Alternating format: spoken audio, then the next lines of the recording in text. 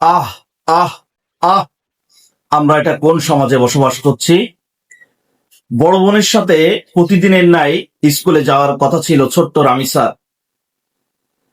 স্কুলের সময় হয়ে গিয়েছে, অথচ রামিসাকে কোথাও খুঁজে পাওয়া যাচ্ছে না। বড় বোন তাই ফ্ল্যাটের নিচে গিয়েছে ছোট্ট রামিসাকে খুঁজতে, কারণ স্কুলের সময় হয়ে যাচ্ছে। মাও রামিসাকে খুঁজে না পেয়ে ফ্ল্যাটগুলোই চেক করছে, কোথায় গেল রামিসা, তার তো স্কুলের সময় হয়ে যাচ্ছে। হঠাৎ ফ্ল্যাটগুলোতে খুঁজতে খুঁজতে তৃতীয়তলায় গিয়ে মা রামিসার একটি জুতা দেখতে পেল একটি ফ্ল্যাটের সামনে। রামিসার মা মনে করলো মেয়েটা মনে হয় কোনো দরকারে এই ফ্ল্যাটটাতে গিয়েছে। তখন রামিসার মা ফ্ল্যাটের দরজায় জোরে জোরে ধাক্কা মারল, কিন্তু ভিতর থেকে কোনো সাড়া শব্দ পাচ্ছিল না। রামিসার মা আরো জোরে জোরে ধাক্কা মারল, কিন্তু ভিতর থেকে দরজা খোলা হচ্ছিল না। ভিতর থেকে দরজাটি শক্ত করে আটকানো ছিল। এক পর্যায়ে রামিসার মা চেল্লাচেল্লি করে লোকজন ডাকলো। লোকজন যখন এক জায়গায় জড়ো হয়ে গেল, তখন রামিসার মা সহ সবাই 999-এ কল করলো। 999-এর কল পেয়ে পুলিশ চলে আসলো। পুলিশ এসে ফ্ল্যাটের দরজায় জোরে জোরে ধাক্কা মারলো, কিন্তু ভিতর থেকে ফ্ল্যাটের দরজা কে যেন আটকিয়ে দিয়েছে। দরজাটি আর খোলা যাচ্ছে না। তখন পুলিশ অনেক চেষ্টার পরে দরজাটি খুলল। দরজাটি খোলার পরেই বিভৎস চিত্র সামনে উঠে আসলো। সারা ফ্লোর জুড়ে রক্ত আর রক্ত। এত রক্ত কোথা থেকে আসলো তার সূত্র খুঁজতে খুঁজতে পুলিশ গিয়ে দেখলো খাটের নিচে ছোট্ট 8 বছর রামিসার খণ্ডিত দেহ পড়ে রয়েছে। পুলিশ পা ধরে খাটের নিচ থেকে ছোট্ট রামিসার খণ্ডিত দেহ বের করলো, কিন্তু তার মস্তকটি কোথাও পাওয়া যাচ্ছিল না। মস্তকটি কোথায় রেখেছে? মস্তকটি খুঁজতে খুঁজতে খুঁজতে খুঁজতে এক সময় ফ্ল্যাটের বাথরুমের বালতির ভিতরে মস্তকটি পাওয়া গেল। এই অবস্থা দেখে রামিসার মা অজ্ঞান হয়ে গেল। চারিদিক হইচই পড়ে গেল। পুলিশ জাকিরের স্ত্রী স্বপ্নাকে আটক করলো।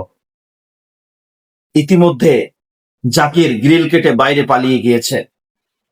জাকিরের স্ত্রীর দেওয়া ভাষ্য মতে যে লোমহর্ষক বর্ণনা উঠে এসেছে, সেটা বর্ণনা করতে গিয়ে এখনই গায়ের লোম দাঁড়িয়ে যাচ্ছে। এই জাকির ছিল অপরাধী।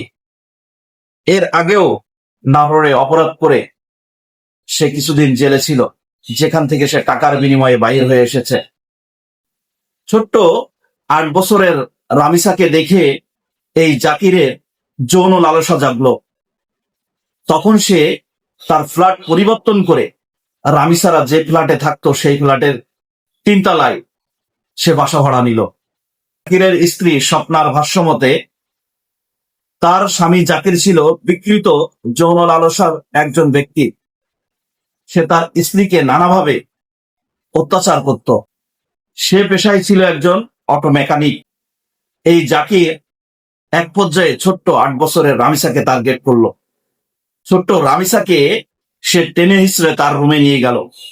যখন তার উপরে নির্যাতন শুরু হলো, তখন প্রচন্ড ব্লিডিং শুরু হলো। তখন জাকির ভয় পেয়ে এই ছোট্ট রামিসাকে গলা টিপে হত্যা করে। গলা টিপে হত্যা করার পরে সে পরিকল্পনা করে, যদি আমি এভাবে রেখে দিই তাহলে আমি ধরা পড়ব। তাই সে দেহ থেকে মাথাটাকে আলাদা করেছে। মাথাটা এক জায়গায় ফেলবে, দেহটা আর এক জায়গায় ফেলবে। তাহলে তার আর পুলিশ কেস হবে না, পুলিশ তাকে আর সন্দেহ করবে না। এভাবেই পরিকল্পিতভাবে সে ছোট্ট রামিসার দেহ থেকে তার মাথাটাকে আলাদা করলো। যখন রামিসার দেহ থেকে মাথাটাকে আলাদা করলো, ইতিমধ্যে খুঁজতে খুঁজতে তার মা এসে সেই ফ্ল্যাটের দরজায় নক করে। তখন এই জাকির পালিয়ে যাওয়ার চেষ্টা করে। এক পর্যায়ে তার স্ত্রী স্বপ্না তাকে পালিয়ে যেতে সাহায্য করে, যার কারণে বারবার দরজায় নক করার পরও তার স্ত্রী দরজা খোলেনি এবং জাকির ওইভাবেই খণ্ডিত দেহ ফেলে রেখে গ্রিল কেটে বাইর হয়ে পালিয়ে যায়। এই জাকির একজন অটো মেকানিক, আগেও এই ধরনের অপরাধের সাথে সে জড়িত ছিল।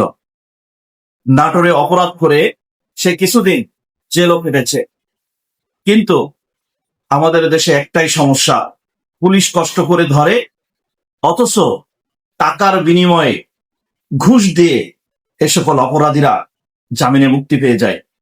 মুক্তি পেয়ে আবার সেই একই ধরনের অপরাধের সাথে জড়িত থাকে। তার স্ত্রী স্বপ্না বলল, সেই ধরনের বিকৃত যৌন লালসার একজন ব্যক্তি ছিল। সে এভাবেই টার্গেট করে করে তার বিকৃত যৌন লালসা মেটাতো, যার শিকার হয়েছে ছোট্ট আদরের এই রামিসা, 8 বছরের। আজকে যদি এই জাকির উপযুক্ত শাস্তি পেত, আজকে যদি এই জাকির দৃষ্টান্তমূলক শাস্তি পেত, তাহলে আজকে কোনো মায়ের বুক থেকে তার আদরের ছোট্ট সন্তান এভাবে চলে যেতে পারত না। ছোট্ট রামিসা ক্লাস 2-তে পড়ে, এবছর তার 8 বছর বয়স হয়েছে। অত্যন্ত ব্রিলিয়ান্ট এবং অত্যন্ত বিচক্ষণ একজন ছাত্রী, যাকে এভাবেই একজন অপরাধীর যৌন লালসার শিকার হতে হলো। কি দোষ ছিল এই ছোট্ট ছোট্ট রামিসার? অপরাধীরা যদি এভাবে ছাড়া পেয়ে যায়, অপরাধীরা যদি এই ধরনের অপরাধ করে ছাড়া পেয়ে যায়, আজকে আপনার আমার সন্তান কি নিরাপদ? নিরাপদ নয়। অথচ দেখুন, এটা নিয়ে কোনো মানববন্ধন নেই, এটা নিয়ে কোনো হইচই নেই, এটা নিয়ে কোনো কথা নেই। অথচ কোনো এমপি, মন্ত্রী, মিনিস্টারের মেয়ের সাথে যদি আজকে এমন ঘটনা ঘটতো, তাহলে আজকে 144 ধারা জারি হয়ে যেত।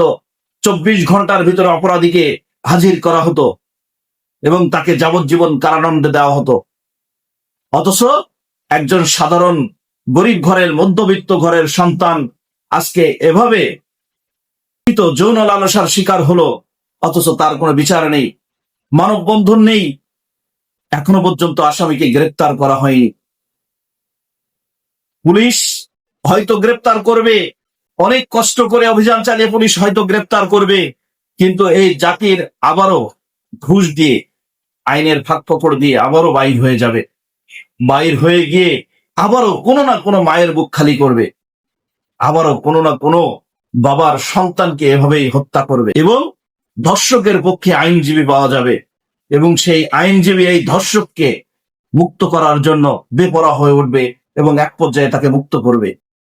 যে দেশের ধর্ষকের পক্ষে আইনজীবী পাওয়া যায়, সে দেশ আর দেশ নয়। এদেশ পচে গিয়েছে, এদেশ নষ্ট হয়ে গিয়েছে, মানুষ পশু থেকে জানোয়ারে রূপান্তর হয়েছে। আজকে ছোট্ট রামিসার ঘটনায় প্রমাণ করে যে আমাদের দেশে ছোট্ট ছোট্ট মেয়ে বাচ্চাগুলো আজ নিরাপদ নয়।